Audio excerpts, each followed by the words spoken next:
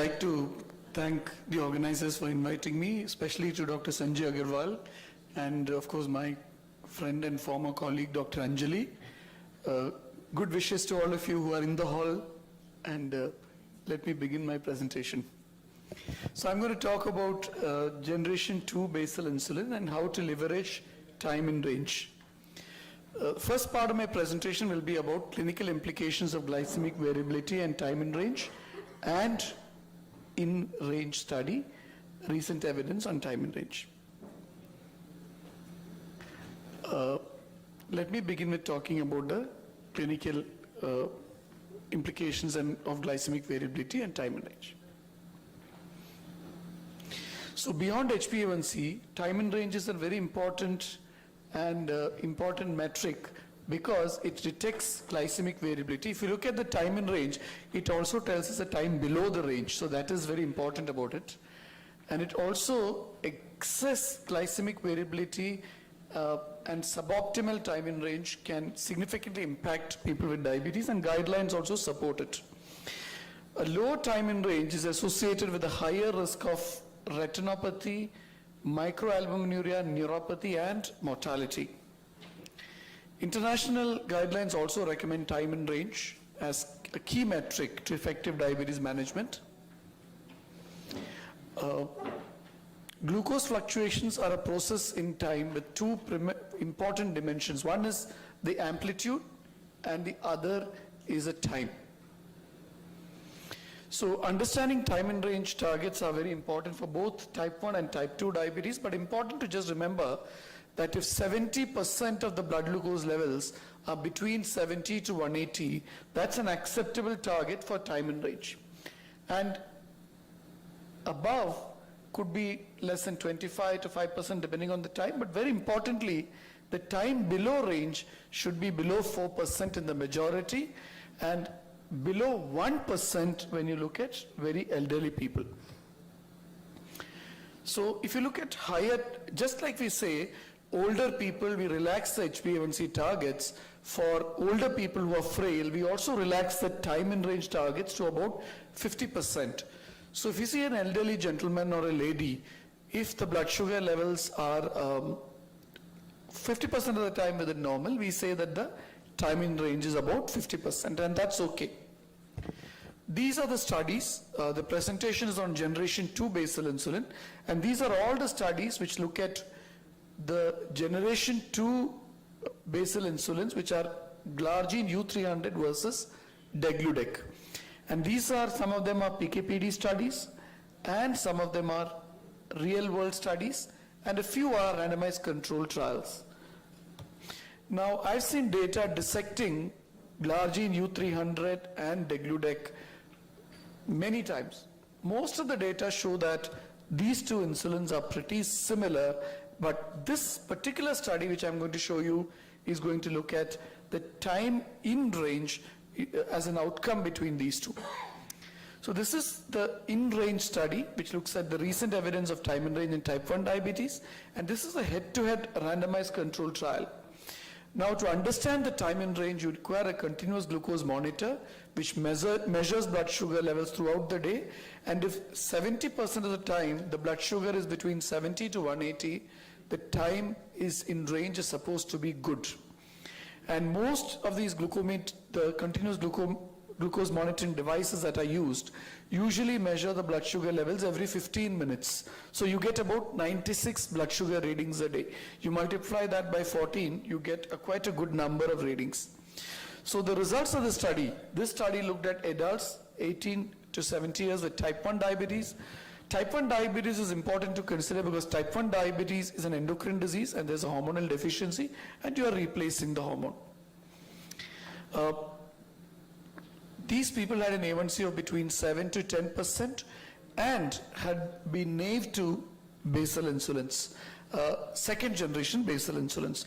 And they were randomized to glargine U300 or degludec. And there was a treatment period for about 3 months, and the primary and secondary endpoints were the time in target. That means what percentage of people achieved a time in target of more than 70%. In other words, what percentage of people had a blood sugar level that was in target at least 70% of the time. The secondary endpoint was the coefficient of variability, which is a indicator of glycemic variability. There were other secondary endpoints like the time above range and the time below range, and of course some other safety related endpoints. The baseline characteristics were similar in the two groups. The age was about 42 years. The body mass index was about 27. The initial proportion of people with a high A1C was similar in the two groups, and other factors were also similar. What the study showed is that the time in range was really similar in these two groups. So glargine U300 is non-inferior to degludec if you look at the percentage time in range. If you look at the secondary endpoint, glycemic variability, again, there was really no difference between the two. If you look at other secondary endpoint data, the patients began with a similar A1C, ended with a similar A1C. So that means there was really no difference. If you look at hypoglycemia, again, there was no difference. So what is the importance of this study? Sometimes you don't require a positive study showing a statistical superiority. Even a study which shows similarity, non-inferiority, to show that two treatments are similar is actually good enough in clinical practice. And in fact, if you see negative studies, they are also very important. So this study, which is really a non-inferiority study, showed that if you look at the glycemic control in terms of time and range, glargine U300 and degludec were similar. If you look at the main secondary endpoint, the coefficient of variation, glargine U300 and degludec were again similar. And if you look at the hypoglycemia and safety profile, these two insulins were similar.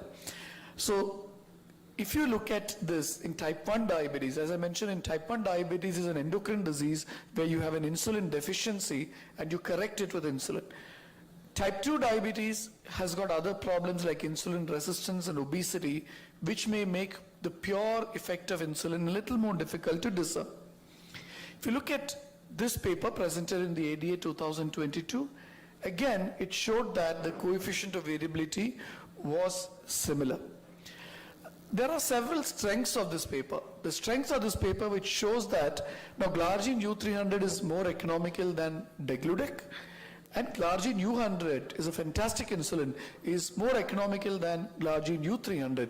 And we as doctors need to be aware of what the costs are for each therapy and then prescribe it to our patients, keeping the cost, benefit, affordability and requirement in mind.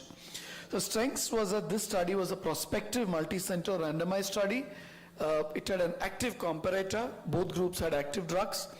They used some clinically important continuous glucose monitoring metrics, and this CGM was shown to correlate with the 3-month glycemic outcomes. Now, if you look at the limitations, the study had some limitations. It was an open label study design, and maybe the CGMs could have been done for a longer period of time. So friends, I'd like to conclude by saying that the use of continuous glucose monitoring is a very good tool. It's an expensive tool. It's not for every patient. But even if your patient on basal insulin is not on continuous glucose monitoring, you can be assured that you are giving an insulin which covers for the time in range when you prescribe it in routine clinical practice. At present, there is no CGM literature which a direct head-to-head study, and In Range was a multi-center, well-designed study of type 1 diabetes randomized and showed that degludec and glargine U300 were largely similar. This study demonstrated that glargine U300 is non-inferior to degludec and had similar glycemic variability, and in clinical practice this means that our patients with type 1 diabetes could be treated with glargine U100 and a rapid-acting insulin, and if you find that these patients have variability, hypoglycemia, and they do not wish to take glargine U100 twice a day, then you could escalate it to glargine U300 or degludec. Now, given that both have the same price, both have the same effect, the more economical one would be glargine U300. And the In Range study showed this in routine clinical practice. I think in the beginning, I forgot to thank Dr. D.B. Kadam, who was the chairperson. So thank you, sir, for chairing this session. And I think questions are at the end. Yeah. So thank you so much, ladies and gentlemen, and thank you, sir. Pleasure to be here.